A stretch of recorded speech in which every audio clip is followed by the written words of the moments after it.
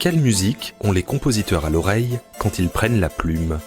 Remontez aux sources musicales d'un grand créateur. De l'oreille à la plume, une émission de Camille Linhart pour Accent 4.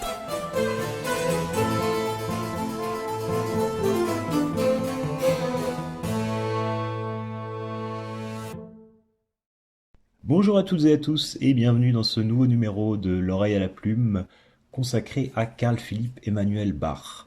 Né à Weimar en 1714, Carl Philipp Emanuel est l'aîné des fils de Bach qui seront promis à une grande carrière dans la composition. Il n'est pas seulement, comme on le croit souvent, un excellent compositeur que la postérité aurait quelque peu écrasé dans l'ombre de son génie de père. Il est le premier des fondateurs du monde musical d'après Jean-Sébastien. Du baroque au classicisme, les continuités seront plus rares que les ruptures et les inspirations cruciales de ce compositeur se trouveront moins dans le passé récent que dans des modèles anciens ou contemporains qu'il devra repenser entièrement à l'aune de bouleversements esthétiques majeurs. Les codes rhétoriques s'inversent, le sacré décline devant le triomphe de l'opéra, l'orchestre s'étend, il devient une matière sonore dynamique. Avec Carl Philipp Emanuel Bach, la pensée expressive, soustraite au monopole de la parole, entre de plein pied dans le domaine de la musique instrumentale. Elle assure à celle-ci, pour le siècle à venir et après, une autonomie inédite.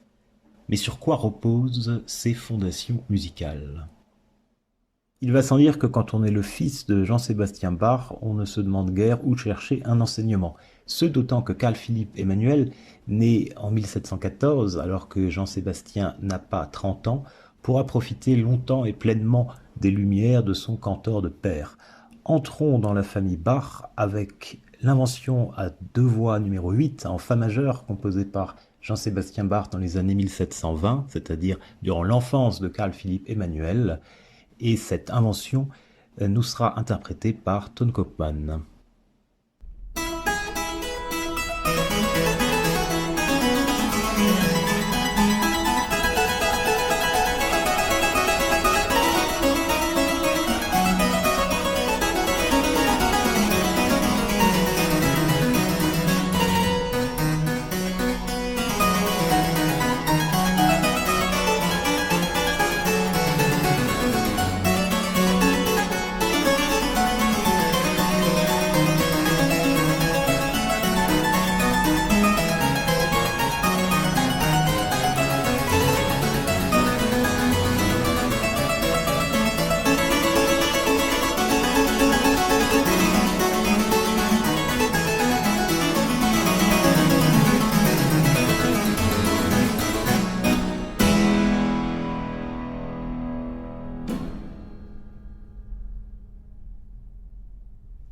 À l'image de cette invention numéro 8 de Jean-Sébastien Bach, le modèle qui s'offre au jeune Carl Philipp Emanuel est ainsi celui qui fait la marque de fabrique de son père, c'est-à-dire l'excellence d'une écriture polyphonique où les voix se répondent. On en trouve évidemment la trace dans les premières œuvres de notre homme, à l'exemple de la sonate Vodken numéro 1 qu'il écrit en 1731 à l'âge de 17 ans. Alors pour information, cela va être utile dans la suite de l'émission. Vodken est le nom du musicologue qui a établi le catalogue des œuvres de Carl Philipp Emanuel Bach et par lequel on a donc l'habitude de numéroter ces œuvres. Sonate Vodken 62 numéro 1 donc, interprétée ici par Miklos Spani.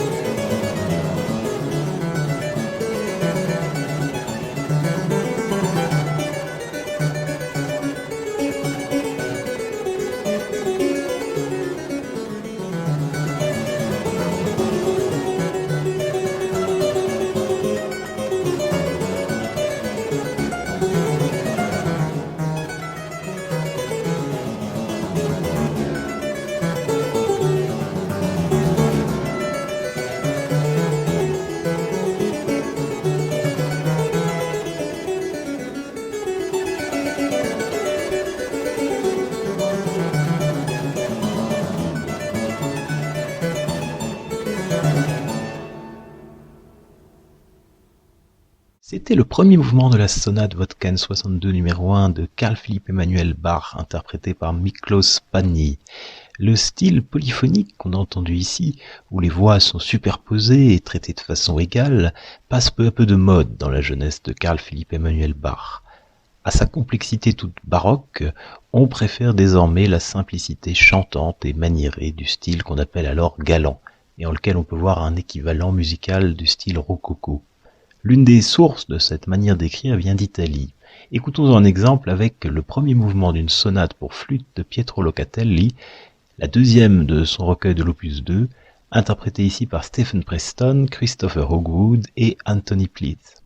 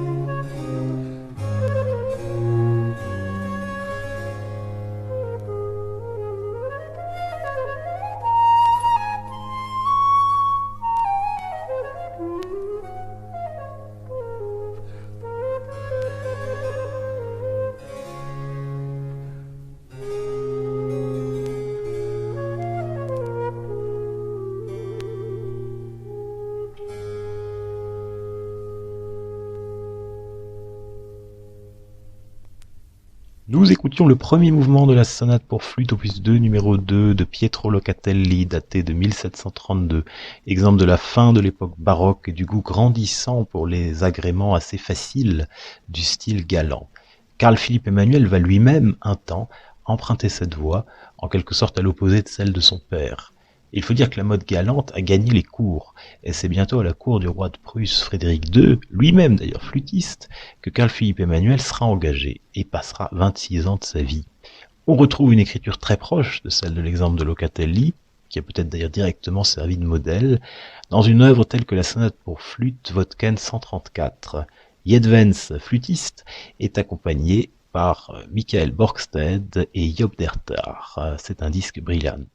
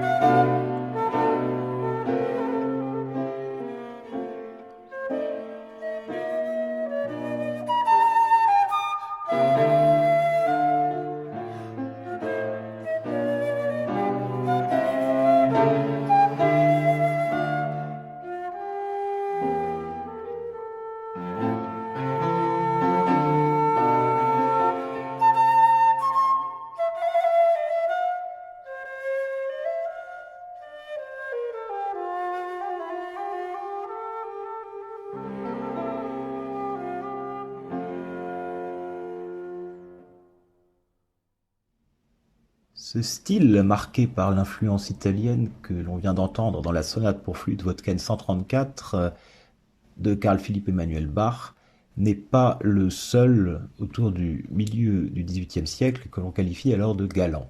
Une autre influence qui s'exercera ponctuellement sur Carl Philipp Emanuel est celle d'une galanterie musicale spécifiquement française, à travers notamment ce que l'on appelle les pièces de caractère.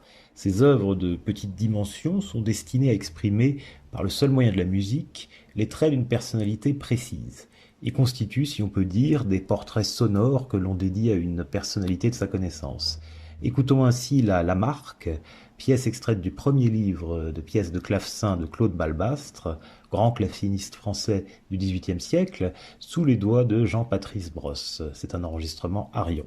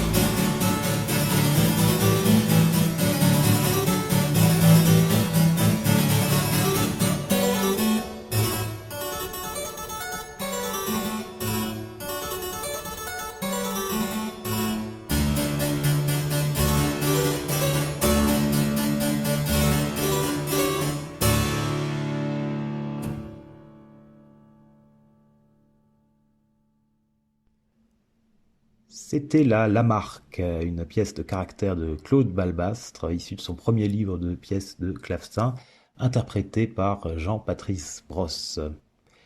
À Berlin, où, dit-on, l'aristocratie parle mieux français qu'allemand, Carl Philipp Emanuel, désormais au service du roi Frédéric II, compose quelques pièces de caractère dans le style français, où il croque musicalement le portrait de personnalités notables de l'époque.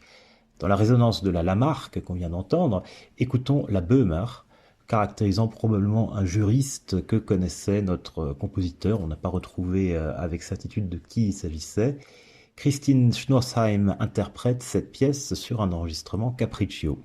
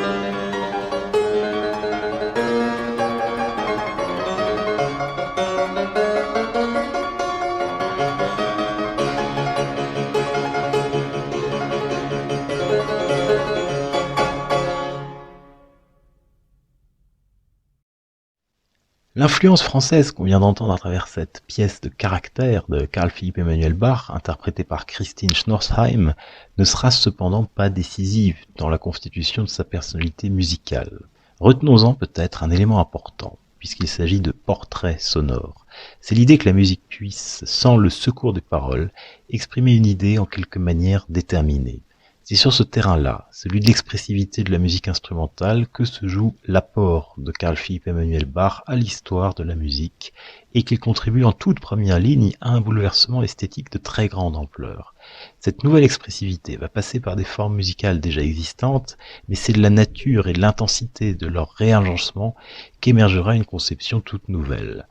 Remontons assez loin dans l'histoire de la musique, un siècle avant Carl Philipp Emanuel Bach, pour entendre une pièce de clavecin au titre étonnant. Plainte faite à Londres pour passer la mélancolie, laquelle se joue lentement et à discrétion. Cette pièce, composée par Johann Jakob Froberger, est interprétée par Martin Gester.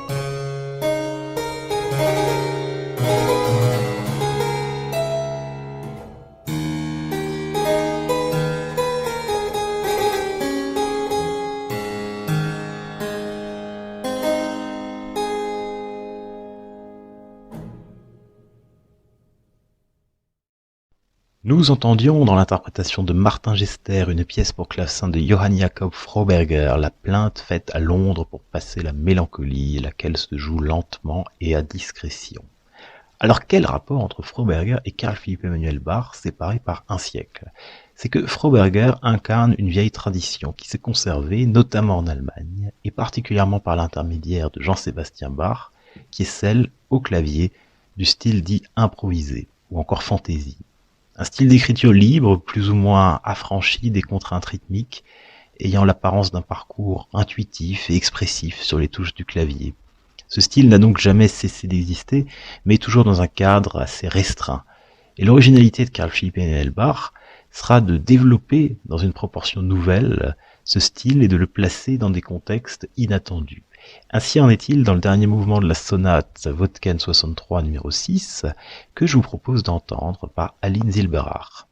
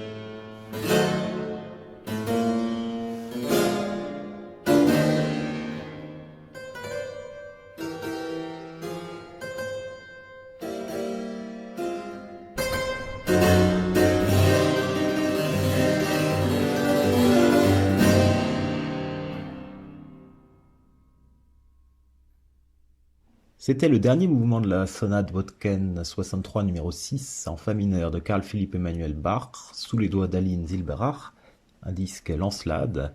Ce n'est pas un hasard si ce style d'allure improvisée et expressive s'affirme avec une telle ampleur dans cette sonate de notre compositeur. Ce mouvement revêt en fait un caractère de manifeste esthétique dans la mesure où il vient, avec d'autres, en appui d'un fameux traité que publie Carl Philipp Emanuel Bach entre 1753 et 1762, l'essai sur la vraie manière de jouer du clavecin. Dans cet ouvrage, il défend l'Empfindsamkeit, c'est-à-dire l'esthétique de la sensibilité. Et cette esthétique, dont la résonance vient de la littérature, érige en tant que principe une véritable rupture avec la doctrine de l'unité de l'affect qui prévalait en musique. C'est-à-dire qu'on représentait musicalement un même affect codifié dans un morceau, mais pas plusieurs. L'idée de l'Empfindsamkeit est au contraire celui du voyage des sentiments, de l'instabilité, de la surprise, du mouvement. Mais il y a une deuxième idée fondamentale que l'on va voir maintenant et qui tient à la place grandissante qu'a pris peu à peu dans la musique le genre de l'opéra, qui est celle que la musique doit désormais parler. Pour mieux comprendre, écoutons l'extrait, si l'on peut dire typique, d'un opéra de l'époque de Carl Philipp Emanuel Bach, un récitatif et un air de Cléophide de Johann Adolf Hasse. La voix d'Emma Kirkby est ici accompagnée par la Rheinische Kantorei sous la baguette de William Christie.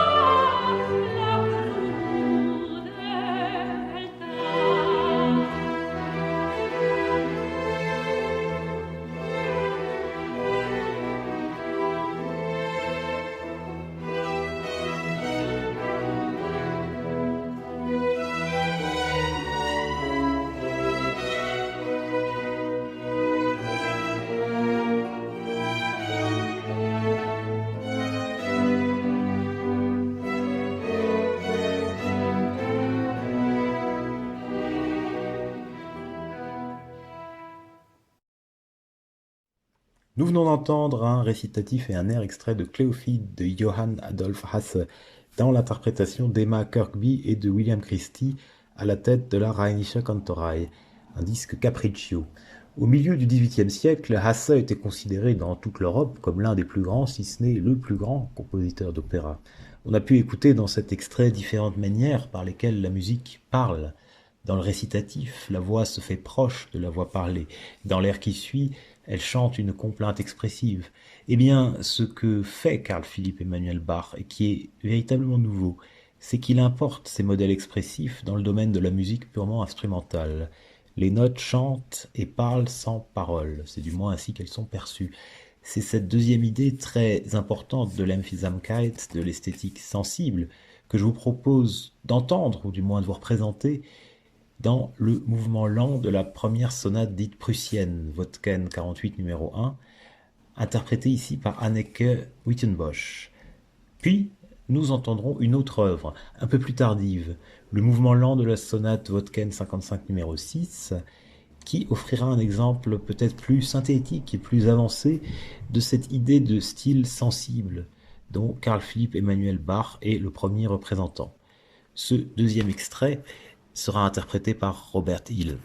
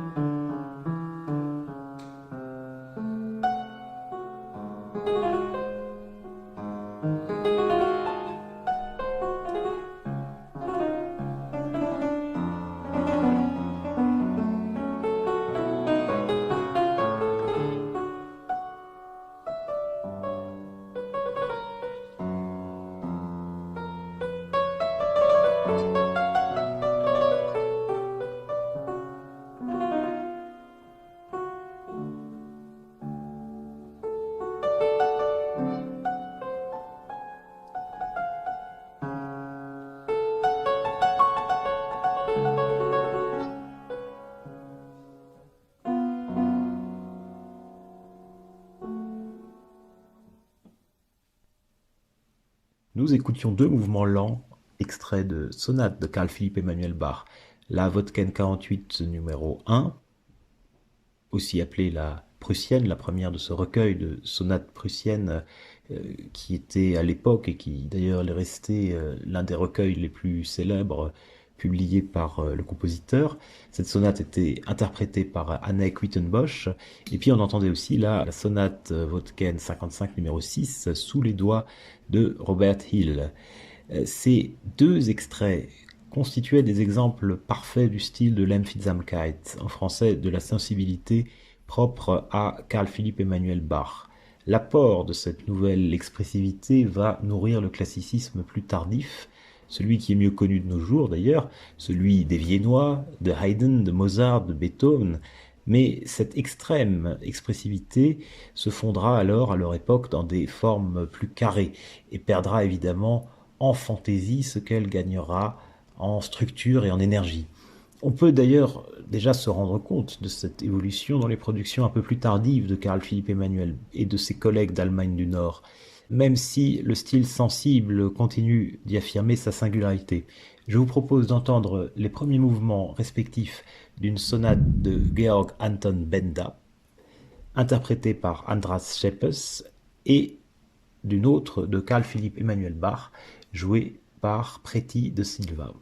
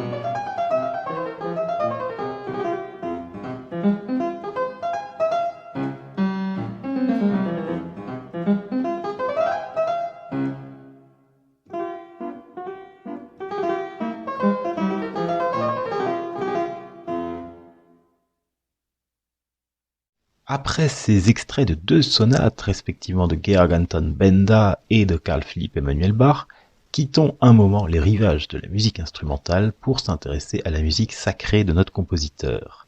Et oui, quand on est le fils de Jean-Sébastien Bach, la question se pose. La première réponse, ce sera celle de la continuité. Celle-ci est favorisée par la situation de la musique religieuse à partir du milieu du XVIIIe siècle, c'est-à-dire aussi à partir de la mort de Jean-Sébastien Bach en 1750. La partie spécifiquement liturgique de la production musicale décline et n'évolue plus à la même cadence que l'opéra et la musique instrumentale. Elle existe toujours en tant qu'elle remplit une fonction rituelle importante, mais à l'aube du classicisme, le centre de gravité du monde musical s'est déplacé. Pour l'essentiel de la part liturgique, donc, Carl Philipp Emanuel Bach, comme d'autres, se contentera souvent de reproduire.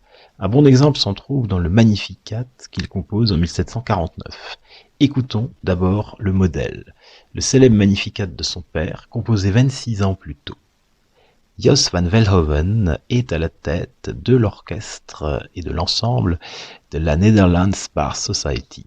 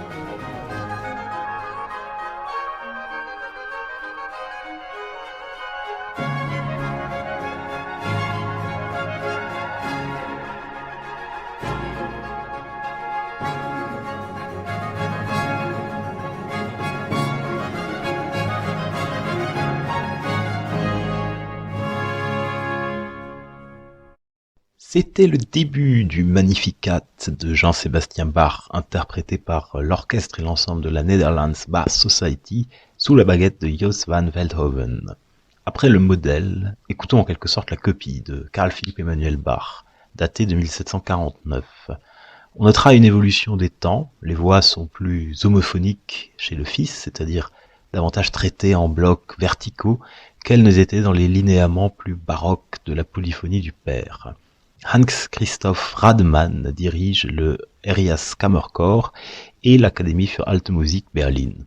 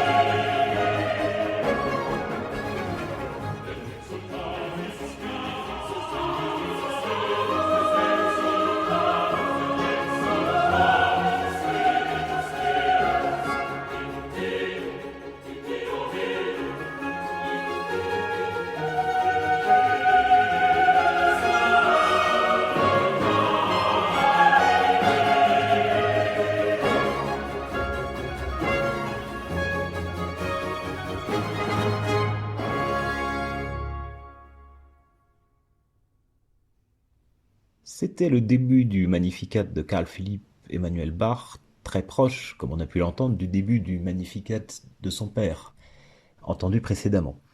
Alors, on l'a dit, la partie proprement liturgique de la musique passe au second plan à partir du milieu du XVIIIe siècle, ce qui ne veut pas dire que quelques chefs-d'œuvre, et même beaucoup de chefs-d'œuvre ne sont pas composés, mais disons de façon proportionnelle.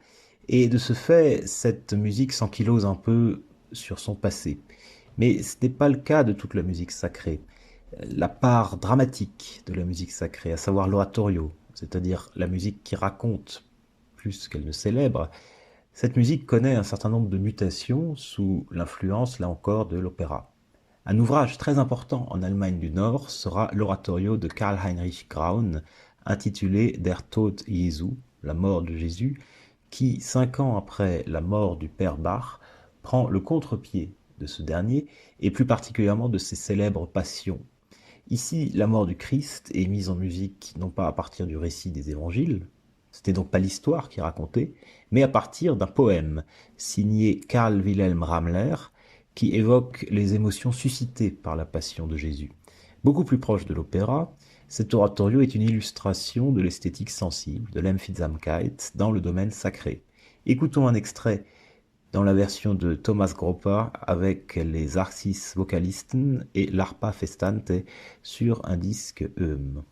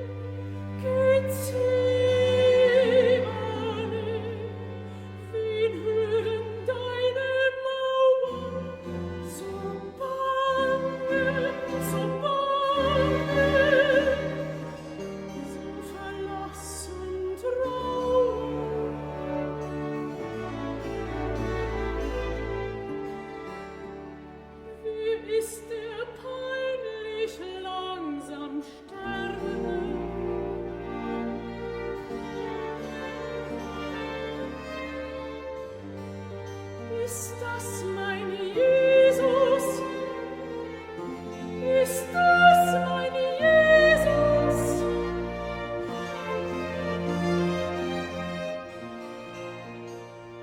Bester aller Menschenkinder, du zagst, du zitterst gleich dem Sünder,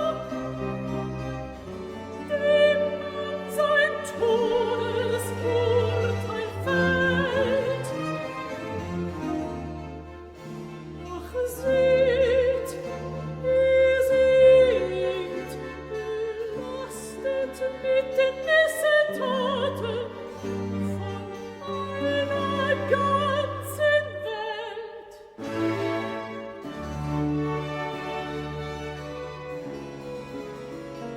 Sein Herz in Arbeit fliegt aus seiner Höhle.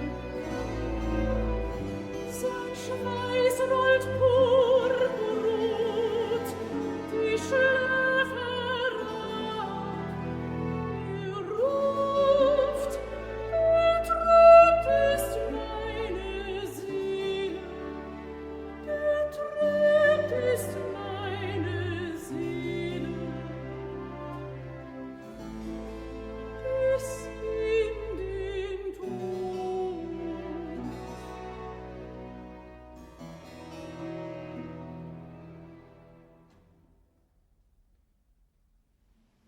Nous entendions un extrait de La mort de Jésus, Der Tod Jesu, oratorio de Karl-Heinrich Graun, qui illustre parfaitement l'apparition de l'esthétique, de la sensibilité, l'Empfindsamkeit, dans le domaine de la musique sacrée. Évocation plus poétique que narrative, sentiment plus affecté, et une proximité très nette avec le registre de l'opéra.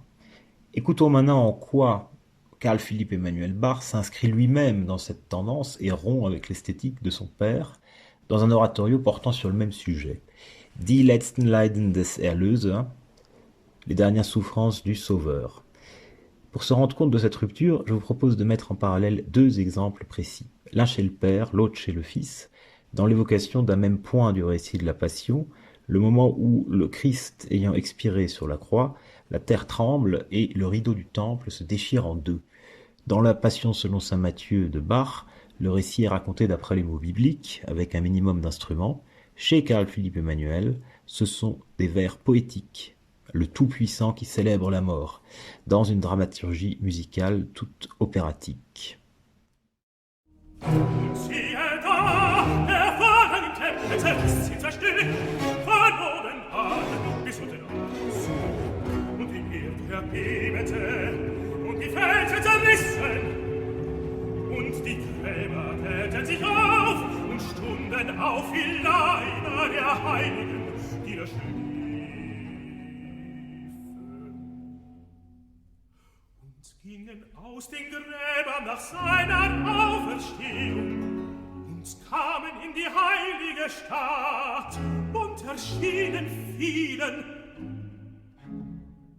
Aber der Hauptmann und die bei ihm waren und bewahrten Jesu, da sie sahen das Erdbeben und was da geschah, erschraken sie sehr und sprachen: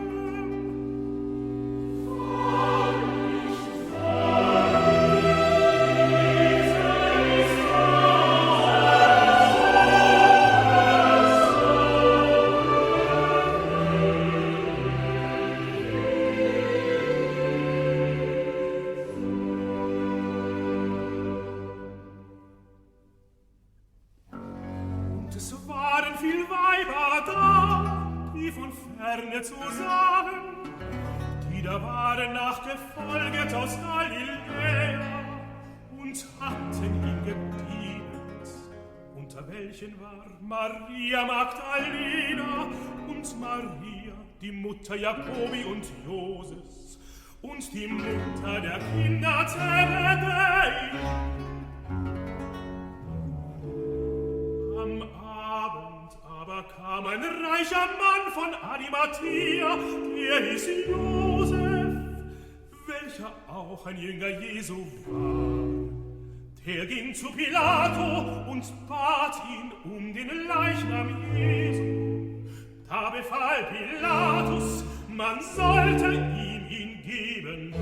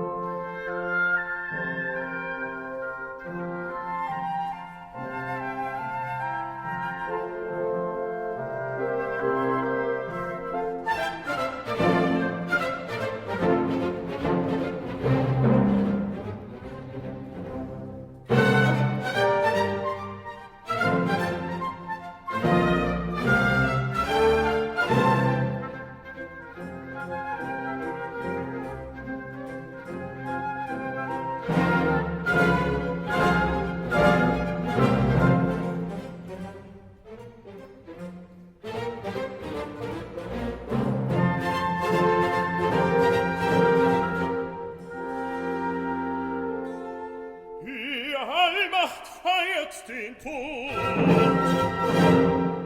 die Sonne scheut den Blick und hüllt ihr Angesicht in tiefe Nacht.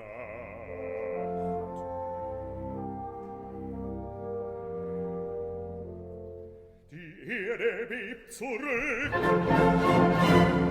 ihr Eingeweide zittert, der Felsentiefe Wurzel wird erschüttert, die steile Höhe kracht und stürzt herab.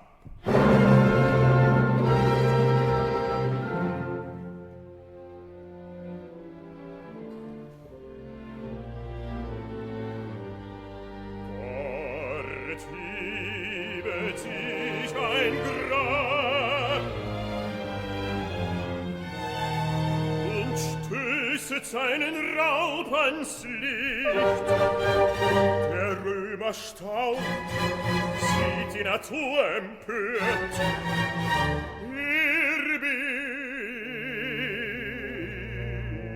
Betet an.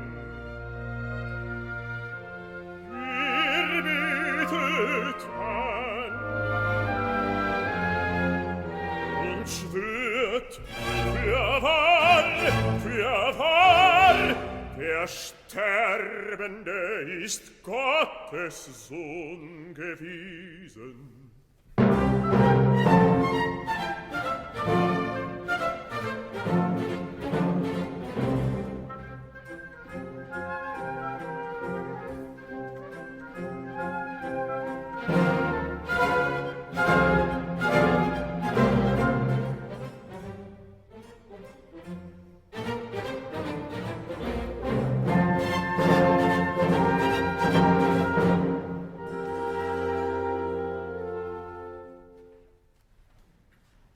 C'était successivement un extrait de la Passion selon saint Matthieu de Jean-Sébastien Bach dans la version de René Jacobs et un autre de l'oratorio de Carl Philipp Emanuel Bach, Die letzten Leiden des Erlösers, les dernières souffrances du Sauveur, dans la version de Hartmut Henschen. Nous l'avons vu dans cet exemple et tout au long de l'émission, Carl Philipp Emanuel Bach est une figure de proue de la transition de l'époque baroque à l'époque classique.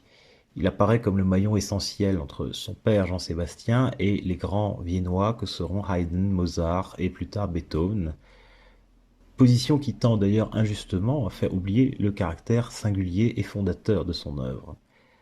À partir de la cinquantaine, Carl Philipp Emanuel Bach, comme beaucoup d'artistes, épure et affine son écriture, en sachant toutefois préserver quelque chose de l'expressivité et de l'impétuosité qui la distingue.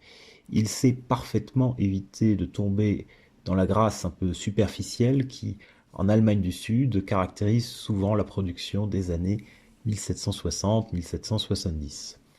Prenons l'exemple d'un genre à la mode, à cette époque-là, le divertimento, littéralement le divertissement. Le modèle vient de Vienne et consiste souvent à accompagner un piano par un ensemble de cordes très peu élaboré. Carl Philipp Emanuel Bach, lui, s'approprie le genre, qu'il rebaptise sonatine, alors il sera le seul à utiliser ce nom-là pour ça, pour en faire quelque chose d'à la fois plus virtuose pour le pianiste et de plus travailler dans la partie orchestrale.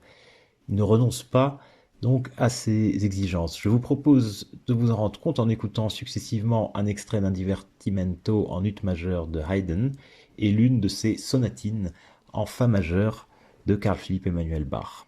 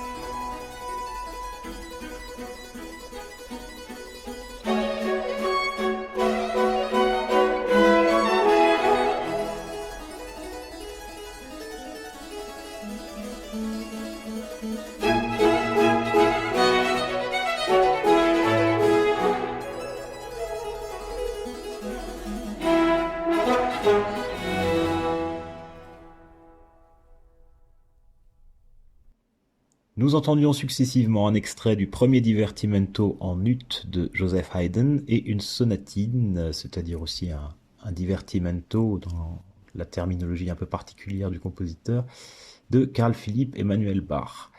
Haydn était interprété par Robert Lorogian et l'ensemble L'Arte dell'Arco sur un disque Brillant. Bach était joué par l'ensemble Café Zimmermann sur un disque Alpha. Dans les années 1770, Carl Philipp Emanuel Bach est sexagénaire et à l'image du jeune Haydn qu'on vient d'entendre, mais aussi déjà de Mozart et d'autres, le classicisme musical s'établit véritablement et approche de sa période de maturité, qui voit en quelque sorte la victoire esthétique de l'Allemagne du Sud, symbolisée par Vienne, sur l'Allemagne du Nord.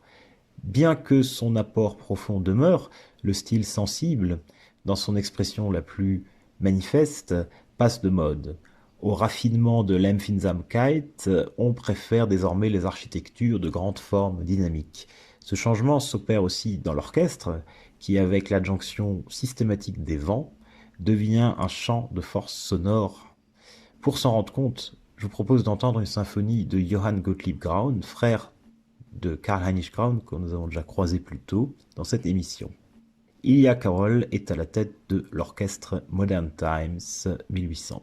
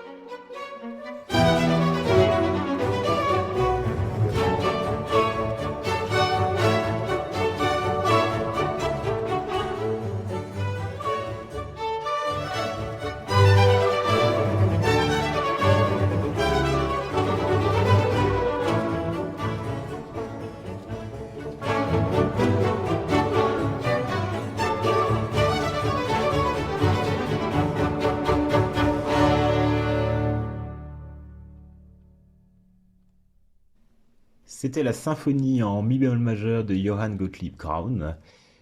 L'orchestre Modern Times 1800 était placé sous la direction d'Ilya Korol et c'est un disque challenge. On a pu entendre, même chez ce compositeur berlinois, contemporain de Carl Philipp Emanuel Bach, le recul de l'esthétique de la sensibilité propre au Nord au profit d'un jeu de masse orchestral qui, dans le dernier quart du XVIIIe siècle, affirme son hégémonie en Europe. C'est en 1788, en plein âge d'or des Viennois, justement Haydn et Mozart, que Carl Philipp Emanuel Bach s'éteindra à Hambourg à l'âge de 74 ans. Si le courant de l'Empfindsamkeit auquel on l'associe a vécu, par le jeu des évolutions historiques, le compositeur lui-même mourra couronné de succès. Il faut dire qu'il aura su, jusque tardivement, évoluer avec son temps sans renier ce qui l'avait caractérisé. En témoigne la symphonie en ré majeur, Wotken 183, qui est datée de 1775, et qui montre à la fois l'évolution vers le classicisme propre à Haydn et à Mozart, la modernité de l'orchestre, et la marque inimitable des rebondissements sonores propres au compositeur. Riccardo Minasi est à la tête de l'ensemble Resonance.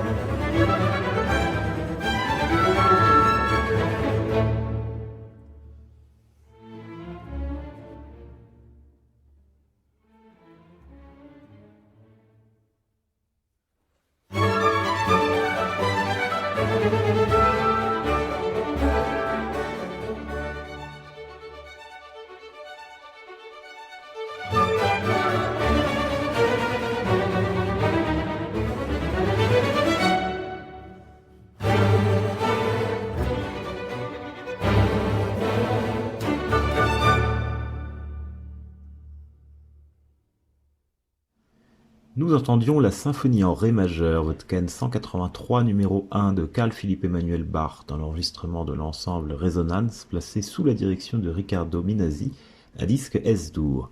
Pour finir cette émission, je vous propose d'entendre une œuvre singulière qui peut offrir, je crois, une manière de synthèse conclusive au parcours que nous avons effectué. Une œuvre d'ailleurs à laquelle Carl Philipp Emanuel Bach lui-même attribua une telle qualité. Il s'agit du Heilig, Saint Sanctus en allemand, qu'il écrit en 1776, soit une douzaine d'années avant sa mort, pour un effectif colossal, 2 chœurs et 2 orchestres. Un chœur est céleste, il représente les anges, un autre le peuple terrestre. Il s'agit d'une des rares grandes œuvres liturgiques qui appliquent le style de l'Empfindsamkeit. Les effets dynamiques, les ruptures inattendues, mais encore davantage les progressions harmoniques, parfois très étonnantes, ont produit une impression immense sur l'auditoire. Dans le genre, écrit Carl Philipp Emanuel Bach, ce sera mon chant du cygne et servira à ce qu'on ne m'oublie pas trop vite après ma mort. Nous retrouvons Hans-Christoph Rademann à la tête du Rias Kammerchor et l'Académie für Alte Musik Berlin.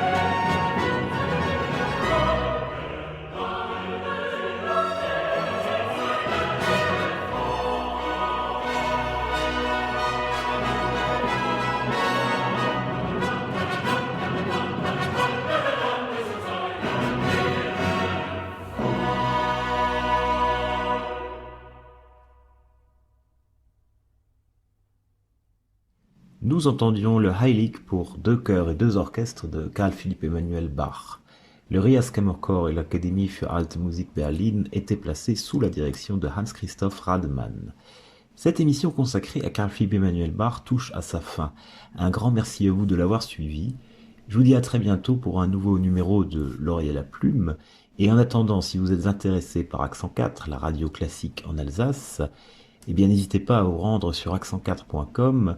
Vous y trouverez cette émission à réécouter en intégralité, mais aussi des informations, des possibilités d'abonnement ou de soutien par un don.